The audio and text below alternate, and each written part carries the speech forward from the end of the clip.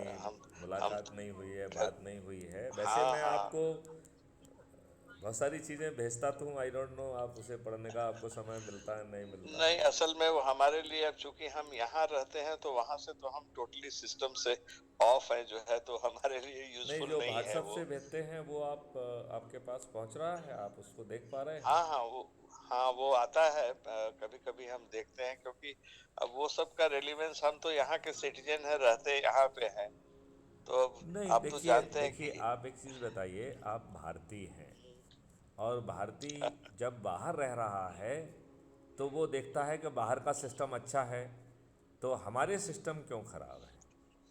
और उसके रिलेटिव तो सब यहीं रह रहे हैं, तो वो बात अपने तो सही है। रिलेटिव्स के लिए एक अच्छा भारत चाहता है कि नहीं चाहता है?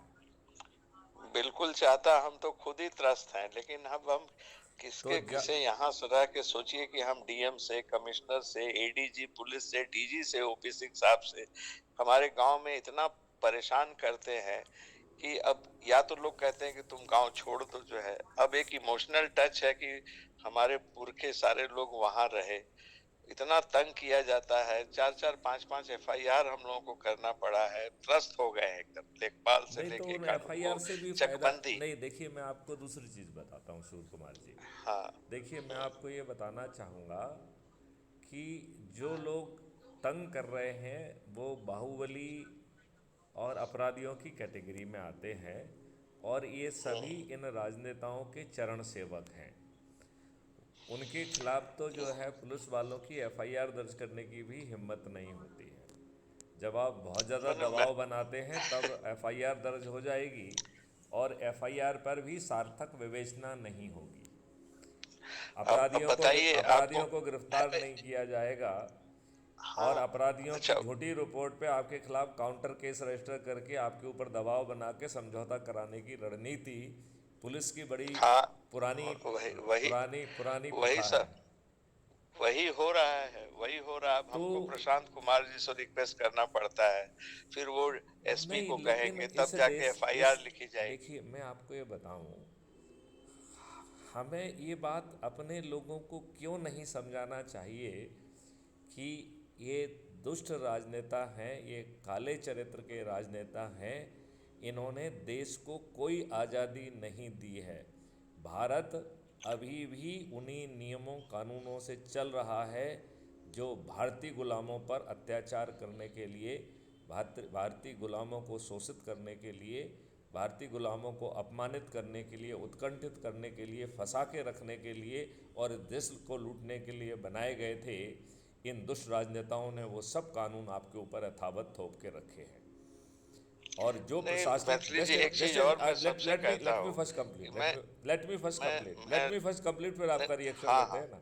हम्म। और हम्म। जो प्रशासनिक व्यवस्था है, ये वही प्रशासनिक व्यवस्था है जो कि लाट साहब थी और लाट साहब है।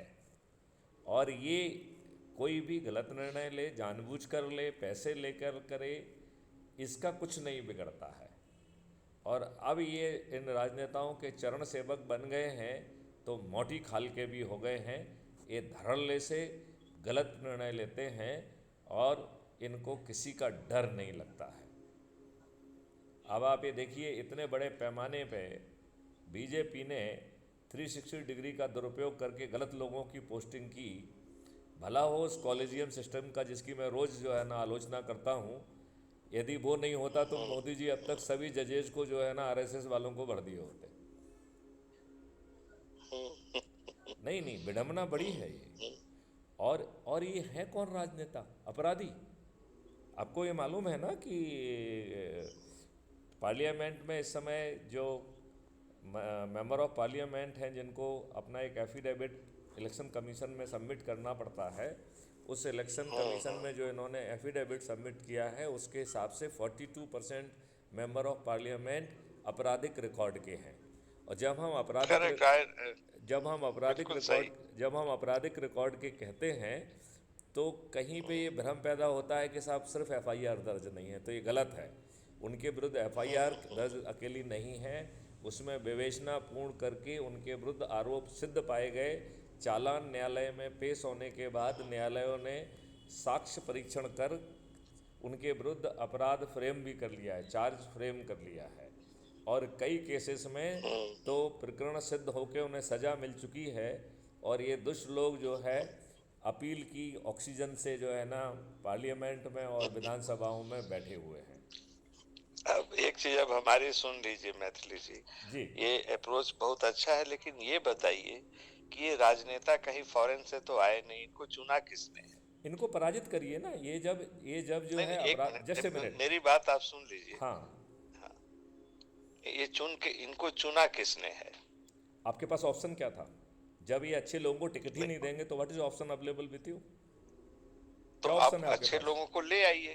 ये तो पब्लिक का तो काम है कि अच्छे लोगों को अपराध खड़ा मुक्त करे। भारत जो है मिशन यही कर रहा है। It has brought a model. हमने प्रण लिया है कि 2024 में सभी राजनीतिक पार्टियों के सभी राजनेताओं को पराजित करेगा। अपराध मुक्त भारत मिशन के जो चंद्रगुप्त हैं वो सभी राजनीतिक पार्टियों के राजनेताओं को पराजित करेंगे। ये हमारा देखिए, संकल्प है। वे ये संकल्प ध्येय बहुत अच्छा है, लेकिन ये अगले 20 25 30 साल में अरे ये सफल कुछ नहीं महीने होगा। बाद उसका पूरा मैं एक होने रीजन वाला है। बता रहा हूँ, सुन लीजिए। अब अरे मेरी मैं तो, बात सुन अरे लीजिए आप। मेरी बात सुन लीजिए। मैं कह रहा हूँ कि ये जो है अभी 17-18 महीने दूरी पर है केवल। हाँ, लेकिन आप जैसे इसमें कुछ लोग, नहीं होगा, कुछ नहीं होगा, हाँ मैं आप बता रहा जैसे हूँ। अब लोगों मेरी के बात रहते सुनिए नहीं आप हो ध्यान सकता से। है सूर्य प्रकाश जी। नहीं नहीं, एक एक मिसाल सुन लीजिए मेरी, की होगा क्यों नहीं, ये बता रहा हूँ। हमें आज का ये जो सुनना ही भी नहीं है विद्यार्थी पढ़ क्योंकि लिख ये रहा होने है, वाला है। हम आपकी नेगेटिव बात सुन के अपने आप को हतोत्साहित क्यों करें? नहीं ये नहीं, ये अभी होने में टाइम लगेगा, धीरे धीरे बिल्कुल टाइम नहीं लगेगा। इम्प्रूव होगा। यदि आप एक क्राइम फ्री भारत के सदस्य की जो संकल्प है, यदि आप पर्दे के पीछे रहना चाहते हैं तो उस संकल्प के तहत जो है 90 लोगों को जोड़ना है। तो आप विदेश में बने रहिए, लेकिन आपके रिलेटिव तो यहीं रहते हैं। इस जस्ट ए मिनट, संकल्प के जस्ट पीछे जस्ट ए मिनट अब सुन लीजिए, अरे मैं आपकी जमीनी बात कहूँ हकीकत ना पहले। सुनिए। अच्छा चलिए, आप सुना दीजिए। मैं अब सुन लीजिए। ये तो एमपी का इलेक्शन, एमएलए का इलेक्शन 2024 तो बड़ी दूर की बात है। हमारे गांव में और आसपास के सारे गांव में मैंने यूपी में देखा है, ग्राम प्रधान का इलेक्शन होता है, सबसे छोटा इलेक्शन। उसमें डेली शराब और मुर्गा भात खिलाया जाता है। अब तो जो आप किस, अब और जो सब अब खा के वही वोट देते हैं, ये करते हैं। आप कौन से अब अपराध हर आदमी जब वहां का करप्ट है नहीं, कुछ 99%, नहीं तो है, आप किससे कुछ नहीं। उम्मीद कर रहे हैं? ये देखिए, इस जो इसको आप कह रहे हैं, इसको ये दुष्ट राजनेता कत्ल की रात कहते हैं। ये चुनाव के एक दिन पहले की जो रात होती है उसे कत्ल की रात कहते हैं, जिसमें ये दारू बांटते हैं, मुर्गे बांटते हैं, पैसे बांटते हैं, साड़ियाँ बांटते हैं। अरे ग्राम प्रधान कहीं का नेता नहीं है, बड़ा एमएलए एमपी जो है वो गांव का पंचायत का प्रधान, लाखों कमाता है, गरीब रहता है, उसका ट्रैक्टर, मकान, दुकान, कार, बोलेरो सब आ जाती है ग्राम प्रधान के यहाँ।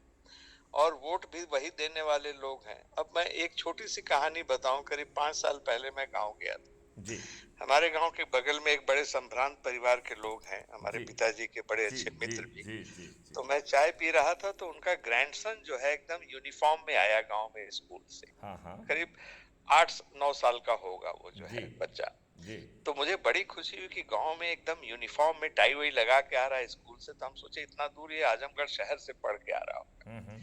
तो हमने कहा बेटा कहाँ है स्कूल? तो बताया कि ब्लॉक पे है, जहानागंज में, जो कि गांव से मुश्किल से 1 किलोमीटर है वहां पे। Okay, very good. तो मुझे बड़ी खुशी हुई कि इंग्लिश मीडियम स्कूल ब्लॉक पे खुल गया है, वेरी गुड। तो मैंने पूछा कि अच्छा बेटा तुम पढ़ के क्या बनना चाहते हो? तो उसने तपाक से जवाब दिया कि अंकल मैं सीडीओ बनना चाहता हूँ। यूपी में चीफ डेवलपमेंट ऑफिसर होता है जिले का पूरा जो है, जो कि डीएम को रिपोर्ट करता है, और हाँ, पूरे जिसको जिले का जितना सीईओ, फंड आता है सीडीओ के मध्य थ्रू प्रदेश होता में है। सीईओ कहते हैं, चीफ एग्जीक्यूटिव अच्छा, वहाँ ऑफिसर। सीईओ, तो यहाँ हाँ पे सीडीओ कहते हैं। हाँ तो मुझे बड़ी खुशी हुई कि एक छोटे से बच्चे को इतना नॉलेज है कि वो डेवलपमेंट में 9 साल की एज से सोच रहा है। तो मैंने पूछा कि बेटे तुम सीडीओ ही क्यों बनना चाहते हो? तो बोला बोले वो बहुत पैसा भ्रष्टाचार कमाते बहुत है, हैं। उसमें पैसा बहुत मिलता है। और देखिए, वो एक छोटे से बच्चे को भरा गया है अच्छे परिवार का कि सीडीओ बहुत अच्छा कमाता है, तुमको भी यही बनना है। और कौन से भारत की हम कल्पना करें, अब आप बताइए। आप 18 महीने वेट करिए, और आप क्राइम फ्री भारत मिशन के जो है ना सदस्य का संकल्प लीजिए कि मैं 90 लोगों को जोड़ूंगा। अपना मैं तो संकल्प, अपना संकल्प आपको, सैकड़ों को अपना आप जोड़ लूंगा, संकल्प, यहाँ करोड़ों का सवाल है। आप तो करोड़ों को भूल जाइए, आप तो अपने 90 लोगों को जोड़ने का संकल्प पूरा करने के लिए तैयार हैं क्या? अरे हम तो तैयार क्या है, हमने तो बोल के भी तमाम लोगों को, अच्छे लोगों को वोट देने को कहा, अरे दिए वोट वोट भी। छोड़ दीजिए, आप तो लेकिन आम क्राइम, जनता तो नहीं, टाइम लगेगा, सब जब सब भुगत लेंगे तो हो सकता है कभी हो। मैथिली शरण गुप्त तो कह रहे हैं कि 2023 में 3 राज्यों के सभी राजनेताओं को पराजित करेंगे, जिसमें मध्य प्रदेश है, राजस्थान है और छत्तीसगढ़ है।